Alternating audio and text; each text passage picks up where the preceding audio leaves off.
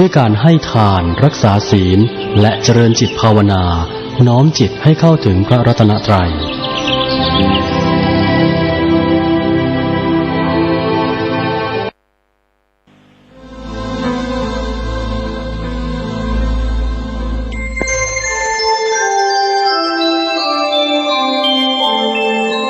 ขณะนี้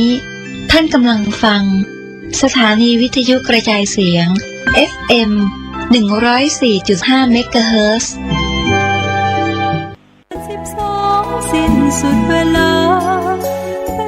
ขอเชิญร่วมทำบุญทอดกฐิน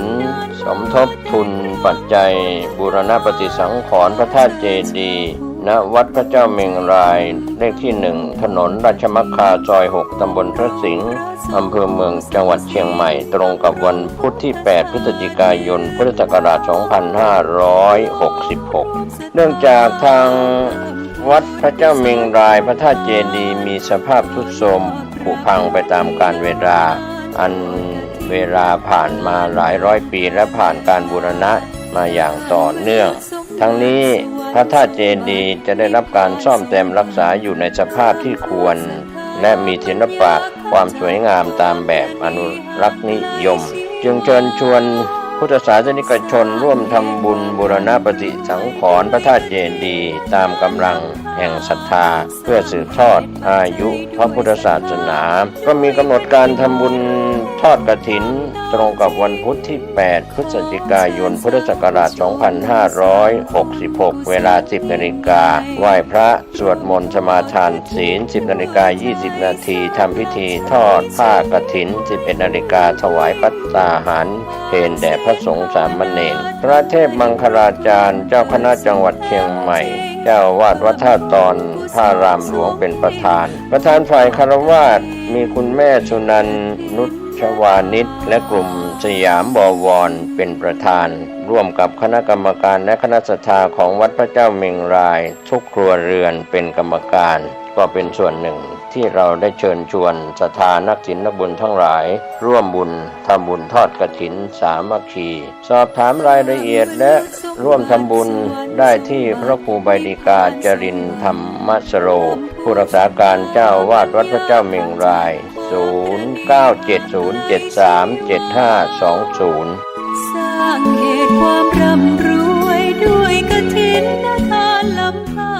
ขอความนอบน้อมจงมีแด่พระรัตนตรัยเจ้าสามประการพระรัตนตรัยองค์ที่ 1คือพระพุทธเจ้าพระรัตนตรัยองค์ที่ 2คือพระธรรมเจ้าพระรัตนตรัยองค์ที่ 3คือพระอริยสังฆเจ้าข้าพระพุทธเจ้าขอเคารพนอบน้อมกราบไหว้แตบไตรไวสาคุณพระรัตนตรัยเจ้าถึง3ประการด้วยความเคารพสักการะเป็นอย่างยิ่งขอถวายความเคารพพระมหาเถรานุเถระเจ้าคณะพระสังฆาธิการ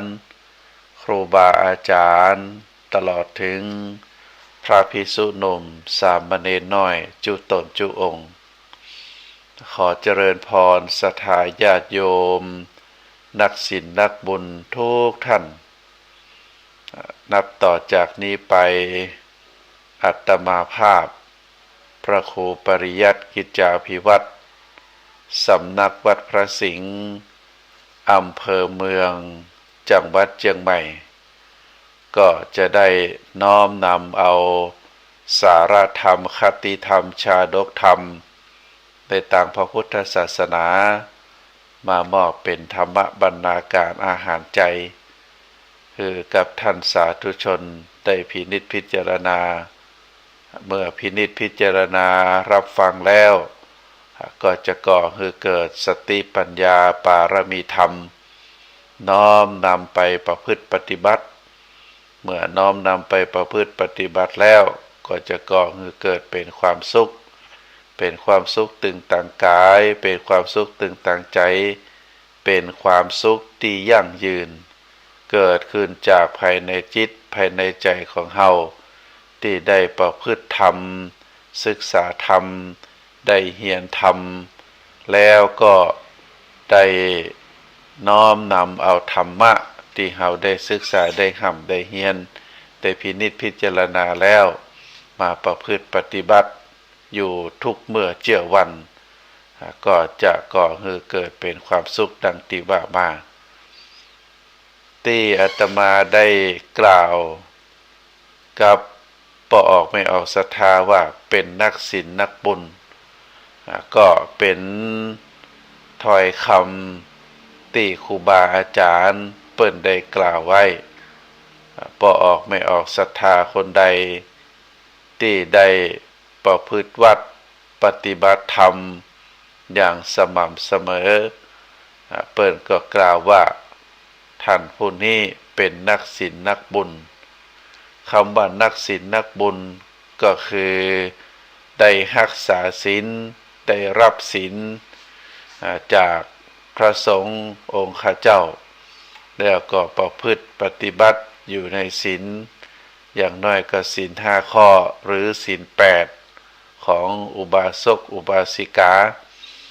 อย่างความปฏิบัติได้อย่างเต็มที่เต็มความสามารถได้สมาทา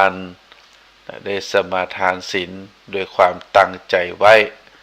ว่าจะประพฤติวัดปฏิบัติธรรมเป็นศีล5ศีล8แล้วแต่โอกาสเวลาฐานะแล้วก็ได้ทำบุญโดยการหือทานโดยการเจริญจิตภาวนาสวดมนต์ไหว้พระการสวดมนต์ก็ก่อให้เกิดสมาธิการได้ฟังเทศน์ฟังธรรมก็ก่อให้เกิดสมาธิเกิดปัญญาได้ปฏิบัติสมถกรรมฐานวิปัสสนากรรมฐานก็เป็นโอกาสที่ทำให้เราได้ทำบุญที่ยิ่งใหญ่ขึ้นเพราะฉะนั้นจึงได้กล่าวว่าผู้ที่อยู่ใกล้ชิดพระพุทธศาสนาเป็นอุบาสกอุบาสิกาได้กล่าวว่าเป็นนักศีลนักบุญเพราะฉะนั้นก็ศรัทธาญาติโยมท่านสาธุชนเมื่อเรายังมีชีวิตอยู่แล้วก็จะอยู่ต่อไปตามอายุไขเวลาที่เหลือถ้าเราพิจารณาให้ดีๆแต่ละวันไปวันเวลาไปเวเหลือเกินนะก็วันเวลานั้นบ่รอไผเมื่ออายุไขเราได้มีจำนวนนักขึ้นสูงขึ้นบางทีบางครั้งการทำบุญทำทานการรักษาศีลการเจริญจิตภาวนาก็บ่ค่อยจะมีโอกาสแล้วที่ว่าบ่มีโอกาสอย่างเช่นเกิดเฮาได้ล้มป่วยติดเตียงอย่างหลายท่านที่เป็นอยู่โอกาสที่จะทำบุญสุนทานโอกาสที่จะไปทำบุญวัดหันวัดนี่ไปประกอบกิจที่เป็นกุศลไปร่วมอย่างเช่นไปร่วมทำบุญทอดกฐินทอดผ้าป่าไปร่วมทำบุญอย่างเช่นไปทำบุญจังหวัดท่านจังหวัดนี้บางทีก็หมดโอกาสการจะไปทัศนศึกษาพอหันพอนี่ก็หมดโอกาสที่จะไปเพราะเฮาบ่สามารถที่จะช่วยเหลือตัวเก่าได้เมื่อเป็นลักษณะแบบนี้แล้ว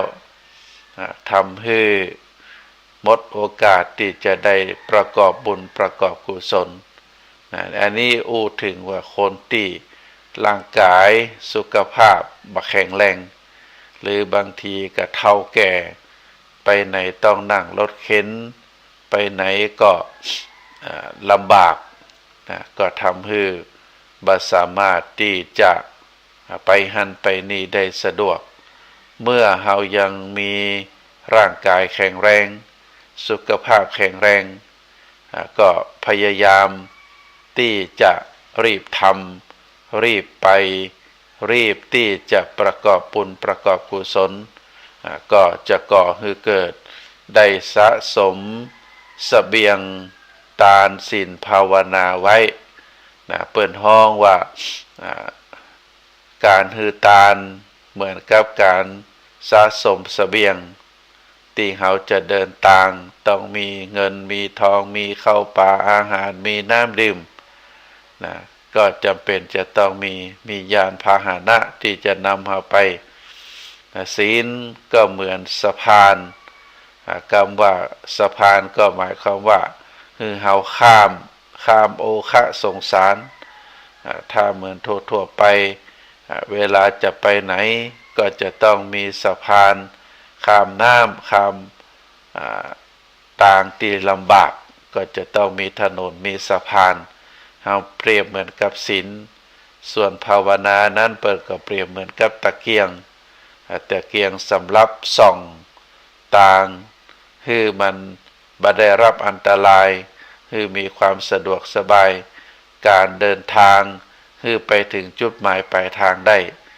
ชั้นใดก็ชั้นนั้นเพราะฉะนั้นก็ขออนุโมทนาบุญกับศรัทธาญาติโยมผู้ที่ยังมีร่างกายแข็งแรงยังมีสติมีอวัยวะครบ32ประการมีสติปัญญาที่จะประคับประคองชีวิตของตัวเองคืออยู่ตลอดไปตราบเท่าที่ยังมีบุญสมปานที่จะให้เฮาท่านทั้งหลายได้ดำรงคงอยู่ในสังขารในชีวิตนี้ท่านสาธุชนทั้งหลายก็ก่อนอื่นนั้นก็ขออนุโมทนาในส่วนบุญส่วนกุศลของทางคลื่นสถานีวิทยุคลื่นพระพุทธศาสนาแห่งนี้ภายใต้การนำของท่านผู้อำนวยการที่ทำให้นำเสียงเรียงนามของครูบาอาจารย์ผู้จัดรายการได้ออกสู่ถึงศรัทธาประชาชนผู้ที่กำลังรับฟังรายการอยู่ก็ขออนุโมทนาบุญเป็นสะพานบุญเป็นเรียกว่าเป็นนอกจากจะเป็นสะพานบุญแล้วเป็นผู้นำบุญได้นำพระธรรมคำสอนถึงศรัทธาประชาชนก็ขออนุโมทนาบุญกับท่านสาธุชนทุกท่านที่ได้ร่วมกันได้เป็นกำลังใจกันได้ร่วมทำบุญในโอกาสสำคัญของครูบาอาจารย์ที่ได้ประชาสัมพันธ์ไปก็นับว่าเป็นสิ่งที่น่าอนุโมทนาเนอะ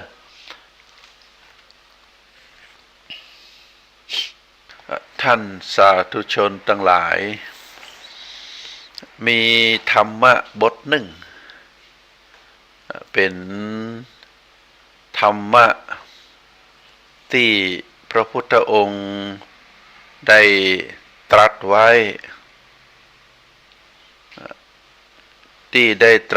นั้น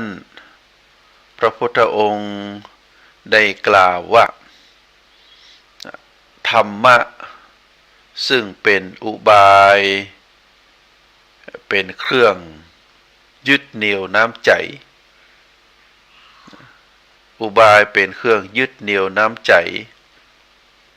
ซึ่งกันและกันมีการฮือมีการกล่าวถ้อยคำที่ดูดดื่มถ้อยคำที่ดูดดื่มการประพฤติตนให้เป็นประโยชนะ แล้วก็ความเป็นผู้เสมอต้นเสมอปลายอยู่สม่ำเสมอธรรมะถึง4ประการจะเป็นความยึดเหนี่ยวคนทั้งหลายคือมีความกลมเกลียวกันภ ภายในโลกพระพุทธองค์ได้ยกธรรมะเหล่านี้ได้เปรียบกับลิ่มสลักหรือมุดของรถกันหนึ่งบอกว่าจะเป็นรถประเภทใดก็แล้วแต่จะต้องมีล้อและก็จะต้องมีมุดหรือลิ่มตีกันบ่ฮือล้อลุดจากตัวรถถ้าล้อรถกันนั้นบ่มีลิ่มบ่มีมุดรถก็จะเดินเรียกว่าจะขับไปบ่ได้ไกลเท่าใดล้อก็จะลุดออกจากตัวถังออกจากตัวรถถ้ามีลิ่มหรือมีมุดกันไว้อย่างแน่นหนารถกันนั้นก็จะเดินทางขับไปสู่จุดหมายปลายทางได้ฉันใดโลกของเฮาก็เหมือนกันถ้าบ่มีสังฆะถ้าบ่มีสังฆะหลักธรรมอันเป็นเครื่องควบคุมสกัดกั้นไว้ก็จะไปได้ไปถึงไหนเพราะต่างคนต่างมุ่งประโยชน์ส่วนตัวบ่เพื่อแผ่ให้แก่คนอื่นต่างคนต่างทำต่างคนต่างหาบ่ปรองดองกันเมื่อไปเป็นเช่นนี้แล้วก็จะหาความสุขบ่ได้เมื่อโลกมีธรรมะ4ข้อที่ว่ามานี้เข้ากำกับเข้าดูแลคำว่าโลกก็คือสัตวโลกอันหมายถึงมนุษย์โลกนั้นก็จะดำเนินไปสู่ความสงบตามความมุ่งหมายดังนั้นเฮาจะหันว่าสังฆะอุบายจึงเป็นดุจลิ่มหรือมุดสำหรับคุมรถคือโลกมนุษย์เฮาฮือคงเป็นโลกฮือคงเป็นที่เฮาต่างหลายได้อยู่ได้อาศัยตลอดไปในธรรมะถึง4ข้อที่เรียกว่าสังฆะมีข้อที่1เฮาเรียกว่าการให้หรือการฮื้อบ้านเฮาการฮื้อก็จะควบคู่กับการรับการฮื้อหรือการรับนั้นเป็นสำคัญเป็นเครื่องดูดดื่มน้ำใจของผู้ฮื้อผู้รับฮื้อมีความฮักมีความเคารพนับถือกันฮื้อผูกไมตรีกันไว้เปิ้นบอกว่าทะทังมิตตานิขันธติผู้ฮื้อย่อมผูกไมตรีไว้ได้แต่การฮื้อนั้นย่อมเป็นไปในลักษณะอันกว้างขวางถ้าจะย่อก็มีอยู่2อย่างก็คือฮื้อเจาะจงบุคคลจึงเราเรียกว่าปาติปุคลิกทานอย่างหนึ่งฮื้อโดยที่ทำไปบ่ได้เจาะจงเราเรียกว่าสาธารณทานการฮื้อโดยเจาะจงนั้นกล่าวโดยลักษณะก็เป็น2ประการก็คือฮื้อการโดยการสงเคราะห์และก็ฮื้อเพื่อการบูชาคุณการฮื้อเพื่อการสงเคราะห์นั้นอันได้แก่ฮื้อแก่คนชราคนพิการ คนที่บ่สามารถจะหาทำงานเลี้ยงชีวิตตามลำพังได้ หรือการฮือแก่บุตรธิดาฮือแก่สามีฮือแก่ภรรยาการฮือที่นี่จัดว่าเป็นการสงเคราะห์ซึ่งกันและกันต้องเป็นการอุดหนุนจุนเจือผู้ที่ได้รับฮือได้ประโยชน์อย่างแท้จริงถ้าผู้ฮือบ่ได้เพ่งผลอันจะพึงมีแก่ผู้รับการฮือนั่นก็กลับจะทำฮือผู้รับได้เสียคนไปก็ได้เป็นต้นว่าฮือแก่คนขอทานซึ่งบ่ใจเป็นคนพิการยังสามารถเลี้ยงชีวิตตามลำพังของตัวเองได้แต่เป็นคนที่บ่มีความอายในอันอาศัยน้ำพักน้ำแรงของคนอื่นอยู่ตลอดไปหันเป็นการฮือง่ายได้สะดวกคนจะนี้แม้มีชีวิตอยู่โดยคนอื่นสักเพียงใดก็ตามก็บ่อาจจะยกตนฮือพ้นจากความเป็นคนยากจนได้หรือฮือแก่คนที่มีนิสัยสุรุ่ยสุร่ายบ่ฮู้จักประหยัดบ่ฮู้จักอดออมแม้เขาจะได้นักขนาดไหนก็บ่พ้นจากความเป็นคนเป็นหนี้ต่อผู้อื่นได้การได้คล่องของเขากับเป็นช่องทางที่ให้เขามีหนี้ท่วมตัวขึ้นการฮือประเป็นผลดีแก่ผู้รับอย่างนี้ท่านจึงบัดจัดเป็นตางของผู้ฉลาดบ่เป็นตางของสัตบุรุษเพราะสัตบุรุษย่อมฮู้จักถือเอาแก่นสารแห่งทรัพย์สมบัติเมื่อเกื้อกูลผู้อื่น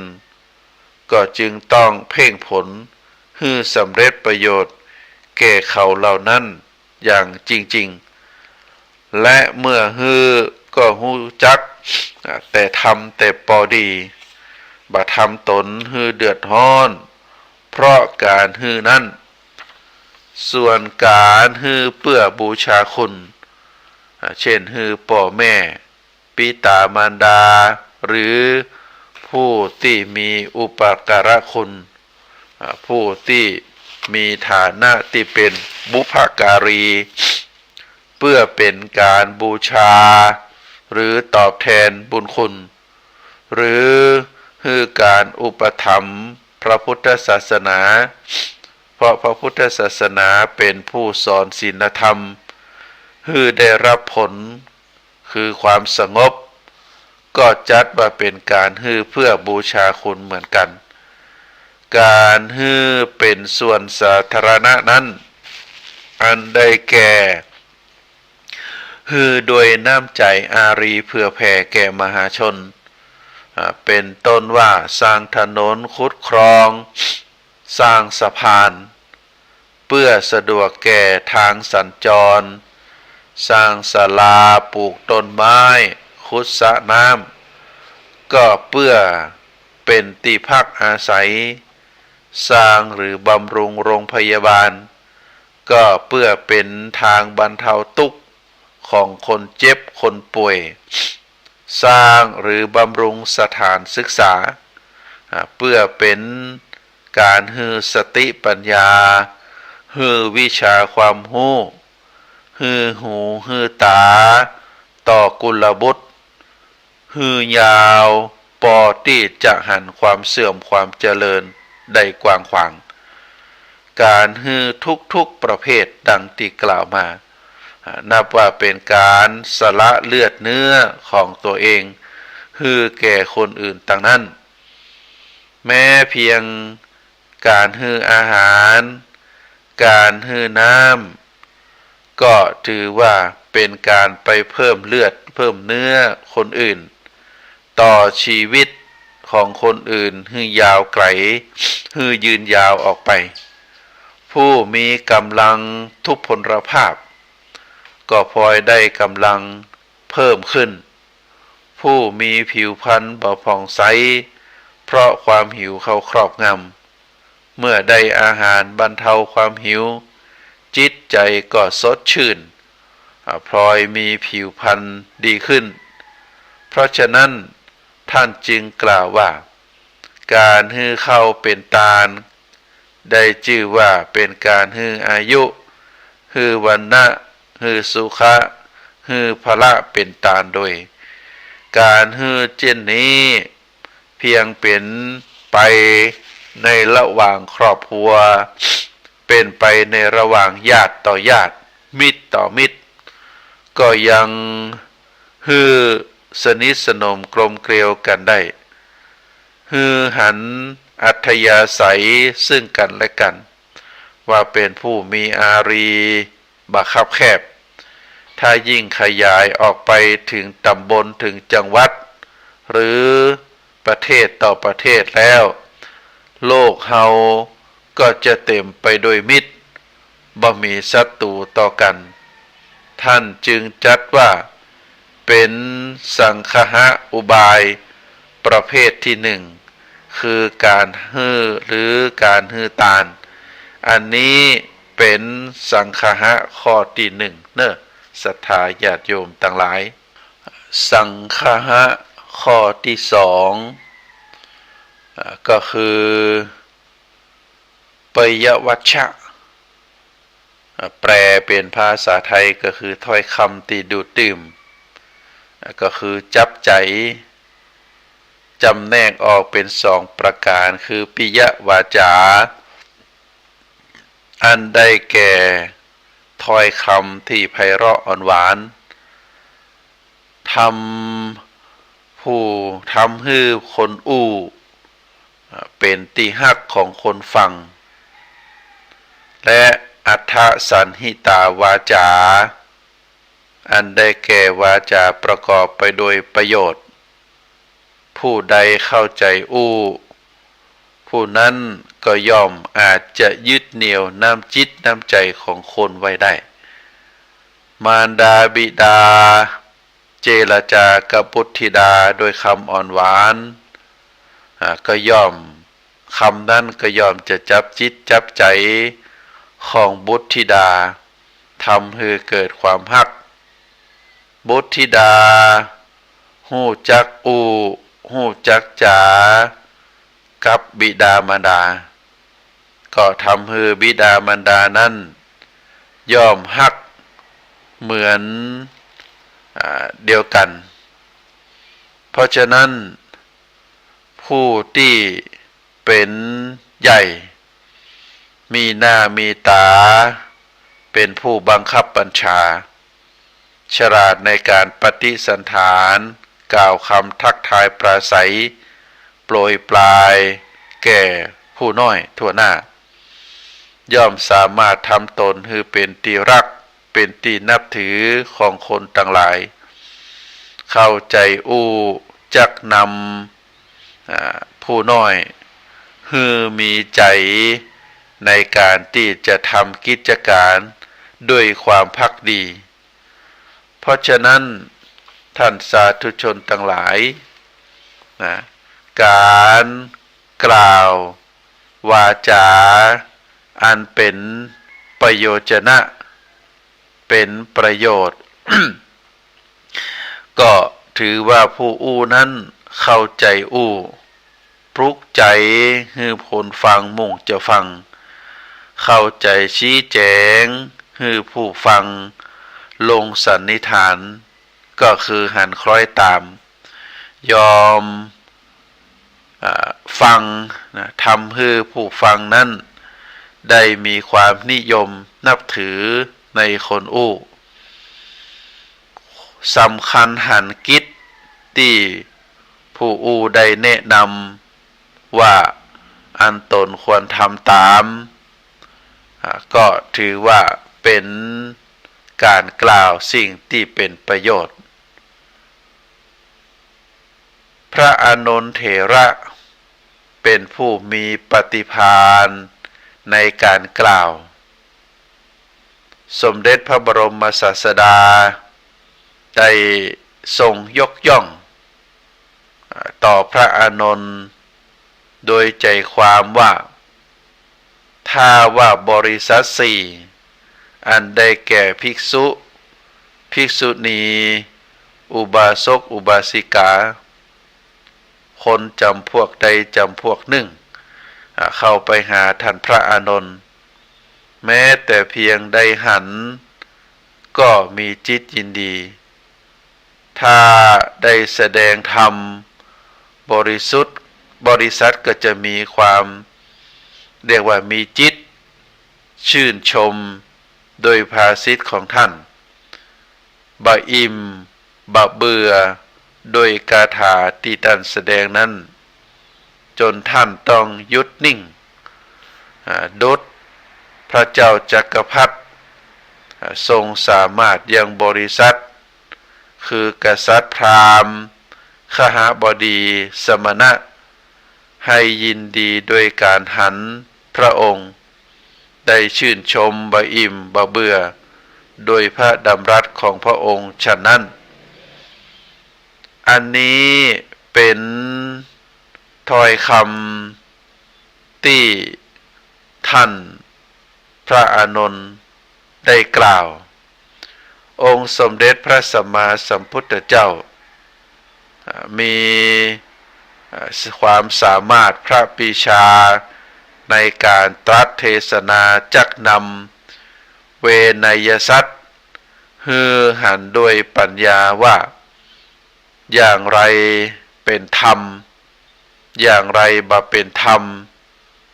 ชวนฮือละฝ่ายอธรรมสมทานปฏิบัติธรรมะฮืออาจหาร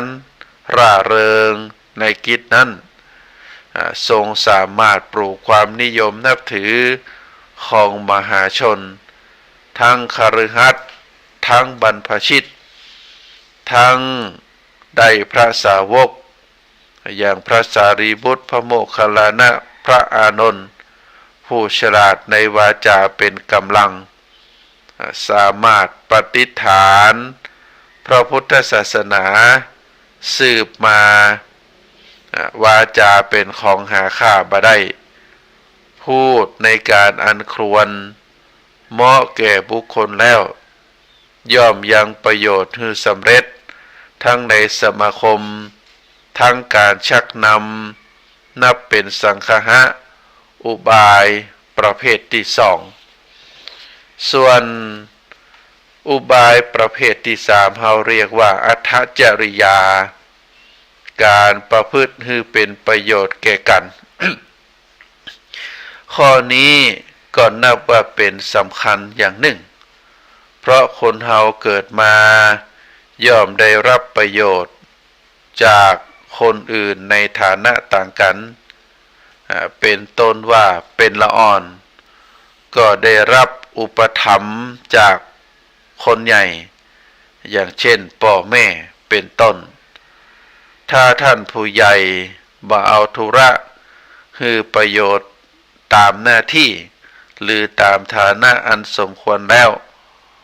ความหวังดีจะมีต่อกันก็เกิดขึ้นบ่ได้ความเป็นอยู่ของผู้น้อยก็จะขาดแคลนไปแม้ผู้น้อยก็เหมือนเดียวกันถ้าได้รับประโยชน์จากผู้ใหญ่แล้วแต่บ่ละสภาพความเป็นผู้น้อยคงดำรงฐานะเป็นผู้น้อยอยู่ตลอดไปประเป็นคนใหญ่ขึ้นสักเตื้อโดยเหตุดังนี้คนเฮาเมื่อถึงคราวเป็นผู้น้อยก็ต้องบำเพ็ญประโยชน์ของผู้น้อยถึงคราวเป็นผู้ใหญ่ก็ต้องบำเพ็ญประโยชน์ของคนใหญ่ถึงคราวเป็นคนชั้นกลางก็ต้องบำเพ็ญประโยชน์ถึงสองอย่าง ทั้งความเป็นผู้น้อยทั้งความเป็นผู้ใหญ่การประพฤติเป็นประโยชน์จึงเป็นแบ่งได้3ลักษณะอันที่หนึ่งก็คืออัตถจริยาการประพฤติคือเป็นประโยชน์แก่ตนอย่างหนึ่งญาตถจริยาการประพฤติคือเป็นประโยชน์แก่ญาติอย่างหนึ่งโลกัตถจริยาการประพฤติคือเป็นประโยชน์แก่เจ้าโลกอย่างหนึ่งทั้ง3อย่างนี้เหมาะแก่ฐานะตามชั้นของแต่ละบุคคลคือเป็นผู้น้อยก็ต้องตั้งใจบำเพ็ญประโยชน์ตามส่วนตนศึกษาห่ำเพียรประพฤติตนให้มีความเป็นระเบียบเรียบร้อยถูกต้องตามศีลธรรมเมื่อมันในหลัก2อย่างนี้แล้วแสวงหาเครื่องเลี้ยงชีพอันเป็นหลักแห่งการดำเนินอาชีพต่อไปอย่างนี้ก็ถือว่าเป็นประโยชน์ส่วนตนประโยชน์เช่นนี้ก็จะได้รับความอบรมตนเองเฮาว่าหมายถึงว่าจะได้โดยความอบรมตนเองหรือจากอุปถัมภ์ของคนอื่นก็ตามถ้าได้สำเร็จบริบูรณ์ถ้าบาแจกจ่ายประโยชน์แก่คนอื่นพ่องก็นับว่ายังบกพร่องในความประพฤติ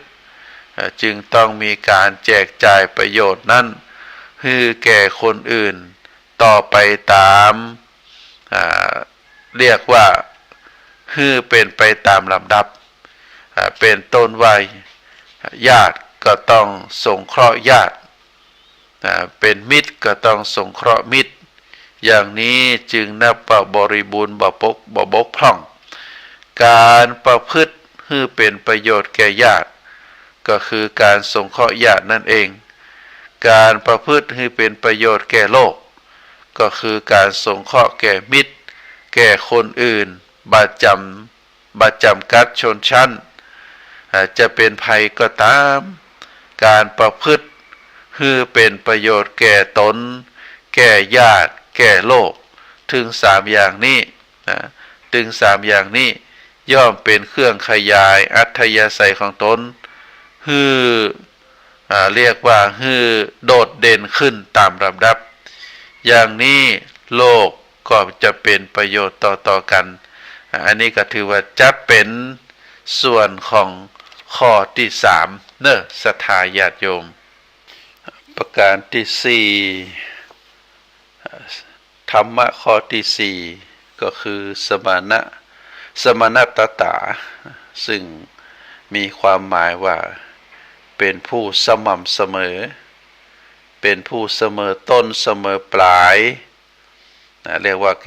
เป็นการปฏิบัติอย่างต่อเนื่องซึ่งมีความหมายในยะว่าบุคคลคนนั้นได้วางตัววางตนอย่างเหมาะสมในธรรมะหรือในบุคคลนั้นคุณข้อนี้ก็ถือว่าเป็นข้อที่สำคัญยิ่ง เพราะเป็นหลักของสัตบุรุษบุคคลที่เป็นสัตบุรุษนั้นถ้าบ่ฮู้จักในธรรมะข้อนี้ก็จะวางตนให้สม่ำเสมอนั้นได้ยากอาจจะสูงไปพ่องอาจจะต่ำไปพ่องเกิดความบ่เหมาะสมถ้าฮู้จัก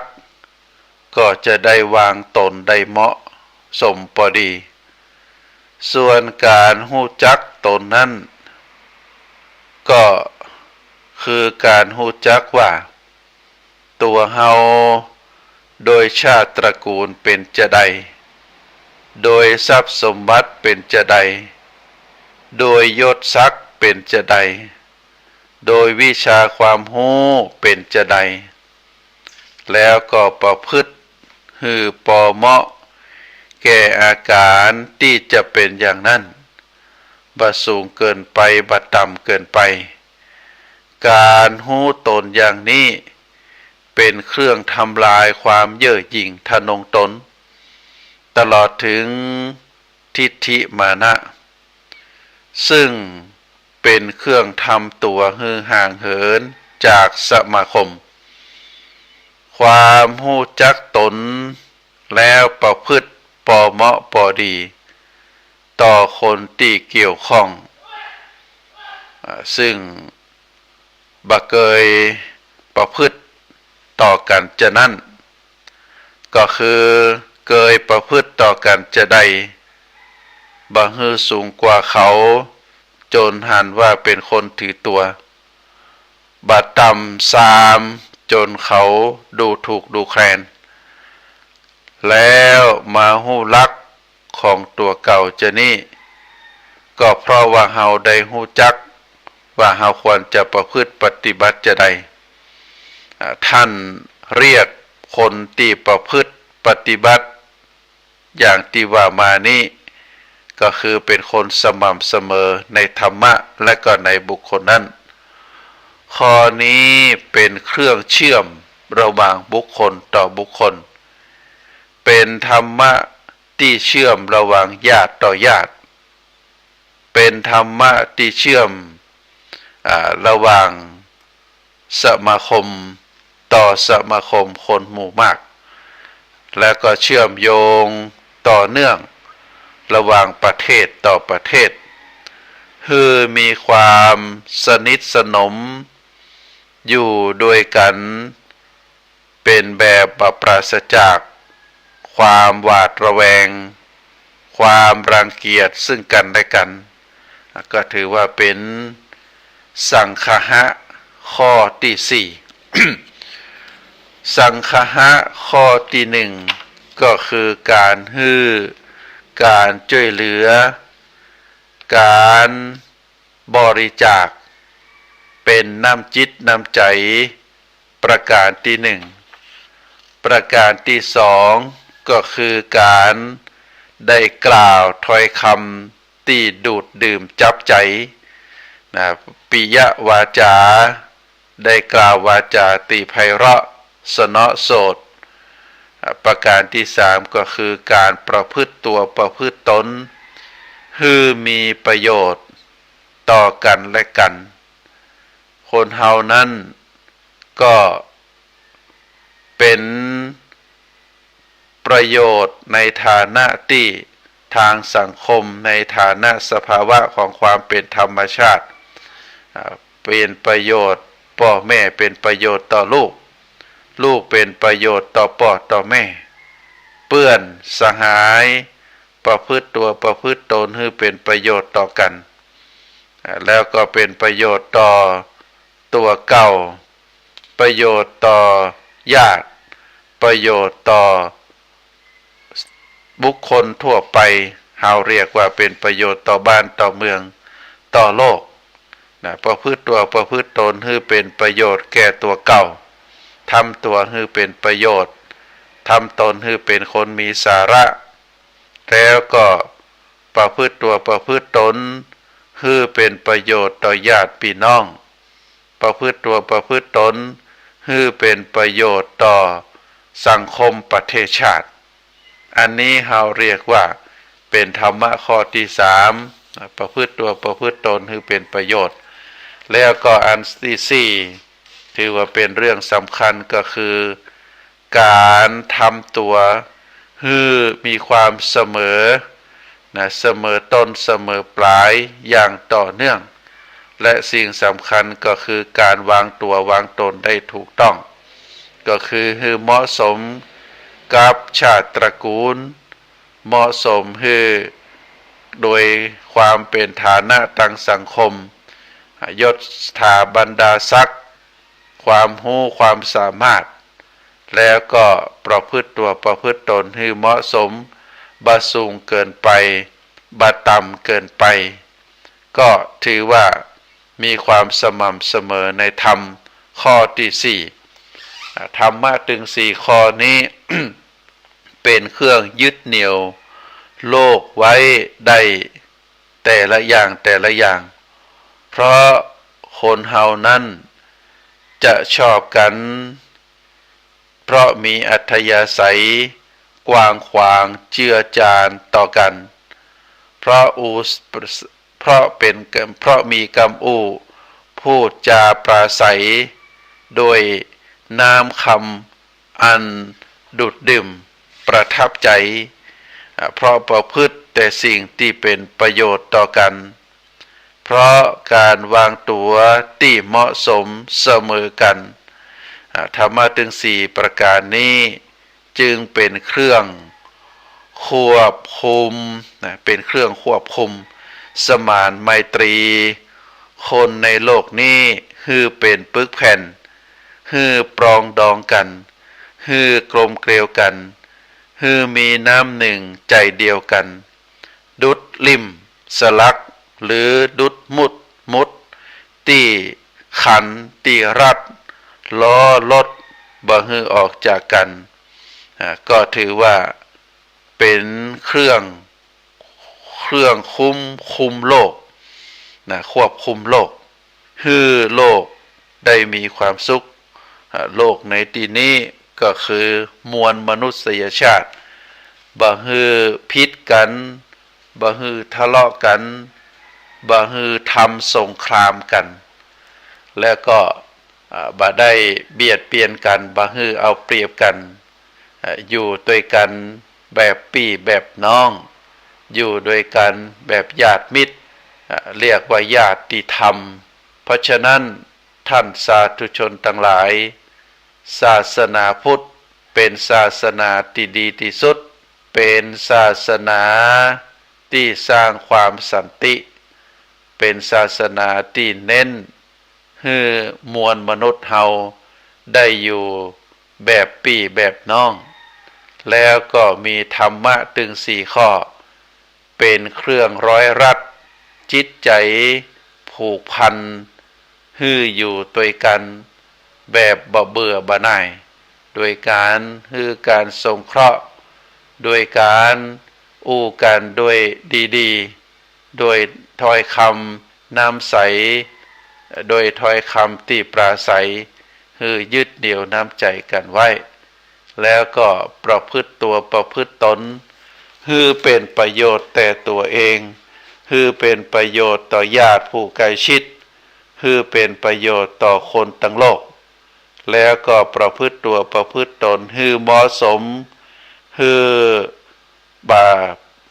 าต่ำเกินไปประพฤติตนบาดูต่ำซามเกินไปประพฤติตนนะประพฤติตนฮือสูงเย่อหยิ่งถือมานะเกินไปจนภัยเข้าถึงบ่ได้หรือประพฤติตัวประพฤติตนฮือเรียกว่าฮืออยู่ฮือความเหมาะสมตามฐานะของตัวเก่าถ้าเฮาประพฤติตัวประพฤติตนตามธรรมะถึงสี่ข้อนี้เฮาก็จะอยู่ด้วยกันแบบพี่แบบน้องก็ถือว่าเป็นธรรมะที่พระพุทธองค์ได้สอนไว้ศาสนาพุทธเป็นศาสนาที่ดีที่สุดเพียงแต่ว่าเฮาที่ได้กล่าวกันว่าหันบุคคลใดบุคคลหนึ่งจะเป็นผู้มีชื่อเสียงในระดับประเทศจะเป็นบุคคลที่เข้ามาบวชในศาสนาประกาศตนเป็นพุทธสาวกหรือเป็นเยาวชนคนรุ่นใหม่บางทีบางครั้งเฮาได้หู้ได้หันคนมีชื่อเสียงประพฤติตนช่อโกงก็ดีประพฤติตนเป็นนักเลงหัวไม้ก็ดีประพฤติตนที่บ่เหมาะสมกับฐานะของตนก็ดีหรือผู้ที่ได้เข้ามาประกาศตนเป็นพุทธสาวกได้รับแต่งตั้งในฐานะตำแหน่งอย่างใดอย่างหนึ่งแล้วประพฤติตัวประพฤติตนบ่เหมาะสมเป็นข่าวก็ดีหรืออย่างเฮาหันเยาวชนที่มีอายุอย่างน้อยอายุ14 ปีแต่ก็ได้เอาปืนไปกราดยิงคนทั้งหลายในห้างสรรพสินค้าก็ดี ลักษณะแบบนี้เฮาจะโต้ว่าศาสนาพุทธเป็นศาสนาติบดีอันนี้ก็เปิดห้องว่ามองแคบไปนะมองแคบไปศาสนากำสอนนะเป็นเรื่องที่ดีเป็นเรื่องที่งดงามเป็นเรื่องที่เหมาะสมเป็นบทบัญญัติเป็นพระธรรมคำสอนที่พระพุทธองค์ได้วางไว้อย่างดียิ่งแล้วแต่ว่าบุคคลเหล่านั้นที่ว่ามาบ่ว่าจะเป็นคนใหญ่คนมีตำแหน่งหน้าที่มีชื่อเสียงคนที่ประกาศตนเองว่าเป็นพุทธสาวกหรือเป็นเยาวชนที่กำลังเจริญเติบโตแต่ได้มากระทำผิดเพราะบุคคลเหล่านั้นบ่ได้สนใจบ่ได้ศึกษาธรรมบ่ได้ประพฤติธรรมแล้วก็บ่ได้ช่วยการเผยแผ่ธรรมนะเฮาจะไปโต้ศาสนาบ่ได้เพราะเขาเหล่านั้นบ่ได้สนใจบ่ได้ประพฤติปฏิบัติตามคำสอนของหลักศาสนาเมื่อได้กระทำผิดขึ้นก็ถือว่าเป็นบทเรียนของสังคมนะเป็นบทเรียนของสังคมเฮาก็จะต้องจะช่วยกันนะโดยเฉพาะฐาน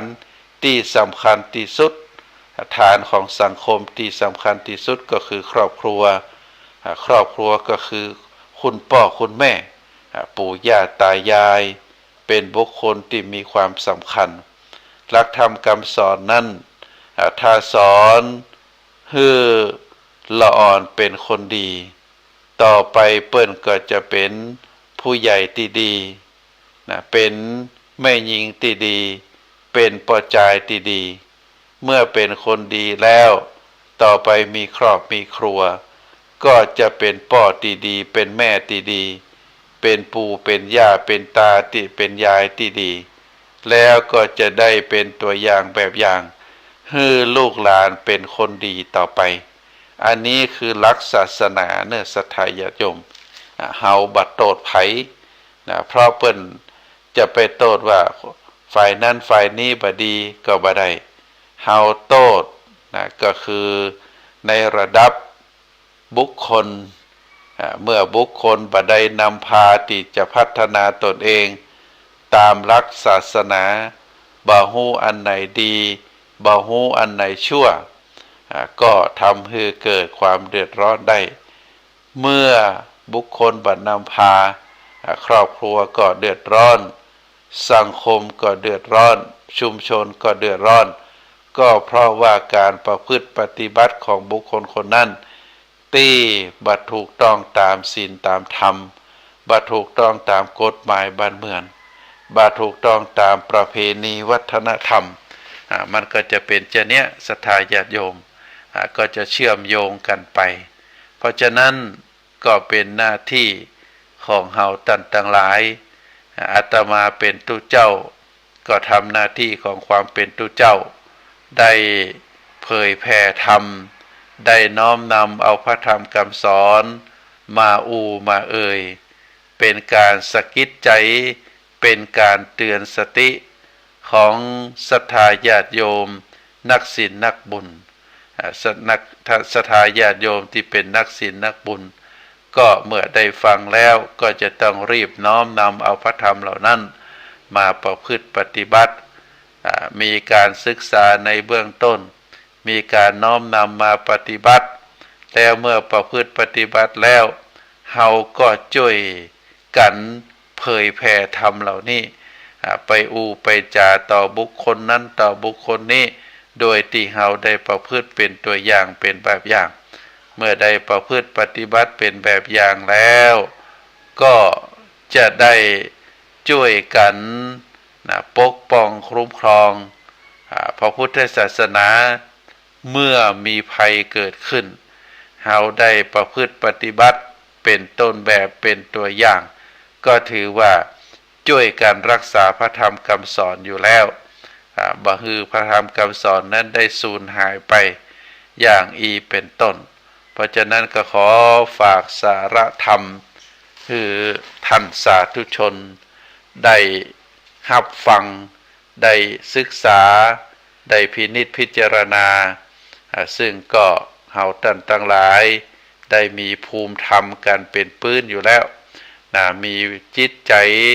ที่มีพระธรรมคำสอนหล่อเลี้ยงอยู่สม่ำเสมออยู่แล้วภายใต้ครอบครัวภายใต้สังคมภายใต้ประเทศชาติที่มีหลักพระพุทธศาสนาเป็นแกนหลักเฮาได้หันผู้หลักผู้ใหญ่ในสังคมนับตั้งแต่พระบาทสมเด็จพระเจ้าอยู่หัวพระบรมวงศานุวงศ์ต่อมาก็เป็นคณะรัฐบาลคณะรัฐมนตรีผู้นำระดับประเทศผู้นำระดับจังหวัดผู้นำระดับชุมชนได้ประพฤติปฏิบัติกันเป็นต้นแบบเป็นแบบอย่างโดยได้ยึดถือพระพุทธศาสนาเป็นหลักชัยแห่งชีวิตเพราะฉะนั้นก็ขออนุโมทนาบุญกับท่านสาธุชนทั้งหลายที่ได้ตั้งใจรับฟังมาตั้งแต่ต้นก็ถือว่าเราได้มีโอกาสมาพบกันในฐานะที่เป็นพุทธศาสนิกชนเป็นเจ้าพุทธอาตมาภาพเป็นตุเจ้าก็ได้ประพฤติวัดปฏิบัติธรรมตามหน้าที่ของความเป็นพระก็คือการได้อบรมสั่งสอนได้อัญเชิญพระธรรมคำสอนมามาเอ่ยให้ท่านทั้งหลายได้ฟังเมื่อท่านทั้งหลายได้ฟังแล้วก็ใจสติปัญญาพิจารณาว่าหลักธรรมเหล่านี้ถึง4ข้อนี้เป็นเครื่องสงเคราะห์เป็นเครื่องยึดเหนี่ยวนำจิตนำใจคือทนทุกคนเป็นพี่เป็นน้องกันก็ถือว่าเป็นสิ่งที่ดีเป็นสิ่งที่น่าอนุโมทนาเมื่อบอนตอนนี้เวลาก็หมดแล้วนะเวลาวารีบคอยไผเวลาเปิ้นก็ไปตามเวลาตามวารีแม่น้ำก็คือไปตาไหลไปตลอดเวลาก็ล่วงเลยไปตลอดก็ตามธรรมชาติของเปิ้นเวลาทุกนาทีก็เป็นประโยชน์ดังนั้นใน50กว่านาทีที่อาตมาได้ได้กับท่านสาธุชนตามรายการคืนพระพุทธศาสนานั้นก็หวังว่าก็คงจะเป็นประโยชน์ต่อท่านผู้ฟังบรรนักก็น้อยก็ถือว่าได้อัญเชิญพระธรรมคำสอนมามาก็ถือว่าทำตามหน้าที่ตามที่กล่าวแล้วก็ถือว่าเป็นมงคลชีวิตสำหรับศรัทธาญาติโยมการได้ฟังธรรมเป็นมงคลชีวิตการได้ฟังธรรมถือว่าเฮาจะก่อให้เกิดสติปัญญากับตัวเฮาต่อไปสะสมทีละวันละน้อยครั้งละน้อยวันนี้ฮู้เต้าอีวันพุธฮู้นักกว่านี้ก็ถือว่าเป็นนิสัยนักปราชญ์เป็นนิสัยของคนดีเป็นนิสัยของสัตตบุรุษเป็นนิสัยของบัณฑิตเพราะฉะนั้นก็ฝากคือศรัทธาญาติโยมได้พินิจพิจารณาอาตมาภาพขอนำรายการจากท่านสาธุชนไปก่อนท้ายสุดท้ายนี้ก็ขออัญเชิญคุณพระศรีรัตนตรัยอันได้แก่คุณพระพุทธคุณพระธรรมคุณพระสงฆ์คุณพ่อคุณแม่คุณครูบาอาจารย์คุณศีลคุณธรรมได้ปกห่มรักษาคือศรัทธาญาติโยมนักศีลนักบุญที่ฟังรายการทุกท่านคือมีความสุขมีความเจริญนิราคาแคล้วจากทุกโศกโรคภัยพยันตรายต่างหลายต่างมวลจงเจริญโดยจตุรพิทพรชัยมีอายุวรรณะสุขภละปฏิภาณธนสารธรรมสารสมบัติรุ่งเรืองโดยลาภยศสุขสรรเสริญจงทุกประการเทอญ